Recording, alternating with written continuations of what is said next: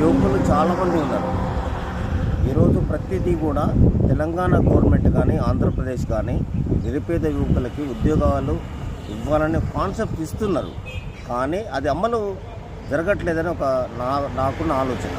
దయచేసి ముఖ్యమంత్రి గారు, 2 రాష్ట్రాల ముఖ్యమంత్రులు, 2 రాష్ట్రాల డిప్యూటీ సీఎంలకి, తర్వాత ఇంకోటి ఏంటంటే 2 రాష్ట్రాల మంత్రులకి కూడా నేను చెప్పేదలుచుకుంది ఏంటంటే, నేను నిరుపేదనే, నాకు అన్నదమ్ములు ఉన్నారు, నాకు కొడుకున్నాడు, బిడ్డ ఉంది, నా ఫ్రెండ్స్ ఉన్నారు, వాళ్ళ బిడ్డలు ఉన్నారు, ఇలా లోకంలో చాలామంది ఉన్నారండి.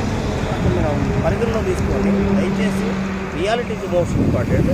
మనం ఏంటంటే నిరుపేదలకి న్యాయం చేయాలనే కాన్సెప్ట్ మీద పనిచేసి అందరికీ న్యాయం చేస్తారనే కాన్సెప్ట్ అయితే నాకు ఉంది.